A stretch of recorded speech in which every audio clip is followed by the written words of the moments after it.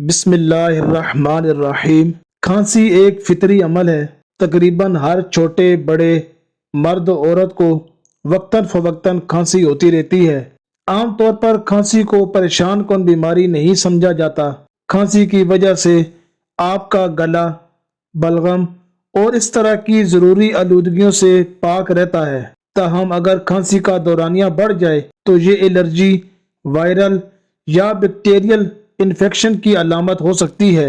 کئی مرتبہ پھیپھڑوں کے مسائل کھانسی کی وجہ نہیں بنتے، بلکہ معدے کے مختلف مسائل جیسا کہ تیزابیت کا خوراک کی نالی میں چلے جانا وغیرہ کھانسی کی وجہ بن سکتے ہیں۔ کھانسی کو عام طور پر دو اقسام میں تقسیم کیا جاتا ہے: بلغمی کھانسی اور غیر بلغمی کھانسی۔ بلغمی کھانسی لاحق ہونے کی صورت میں پھیپھڑوں میں بننے والی بلغم خارج ہوتی رہتی ہے، جبکہ غیر بلغمی کھانسی کو خشک کھانسی بھی کہا جاتا ہے۔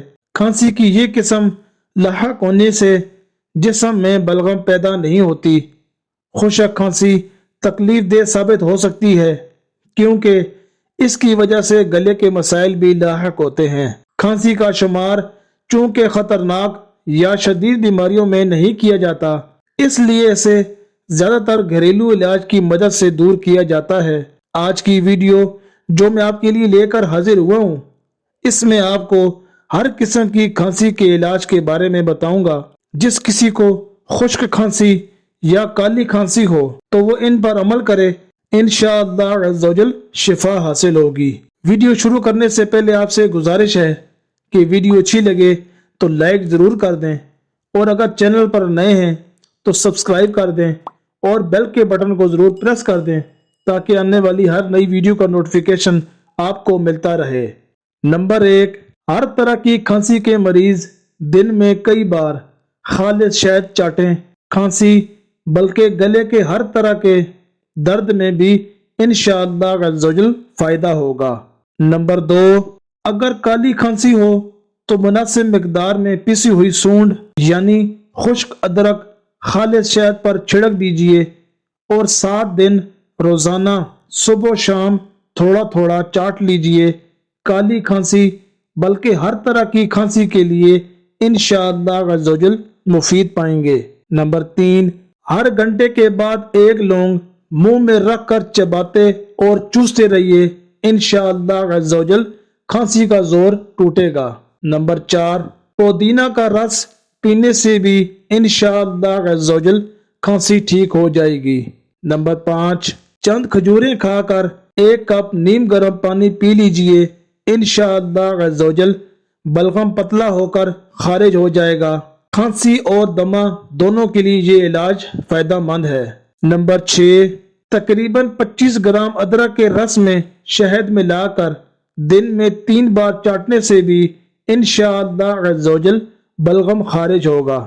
نمبر 7، کیلے کے درخت کا پتا سکھانے کے بعد توے پر جلا کر اس کی راکھ شہد میں ملا کر کھانسی کے مریض کو تھوڑی تھوڑی چٹاتے رہیے، انشاءاللہ عز و جل آرام آ جائے گا۔ نمبر 8، شہد میں پیاز کا رس ملا کر پینے سے انشاءاللہ عز و جل ہر طرح کی کھانسی میں فائدہ ہوگا۔ نمبر 9، تھوڑی سی پسی ہوئی کالی مرچ دودھ میں جوش دے کر پی لیجئے۔ نمبر 10، 2 چمچ ادرک کا رس اور 1 چمچ شہد ملا کر پی لیجئے، انشاءاللہ عز و جل کھانسی سے نجات ملے گی۔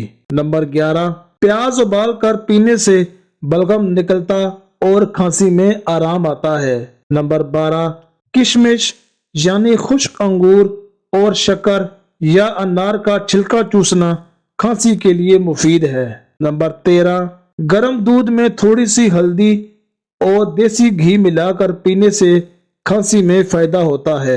نمبر 14، پانی میں تھوڑا سا نمک گھول کر پینے سے انشاءاللہ عز و جل کھانسی کو آرام ملے گا۔ نمبر 15، رات کو نمک کی ڈلی منہ میں رکھ لیجئے، انشاءاللہ عز و جل کھانسی میں کمی ہو جائے گی۔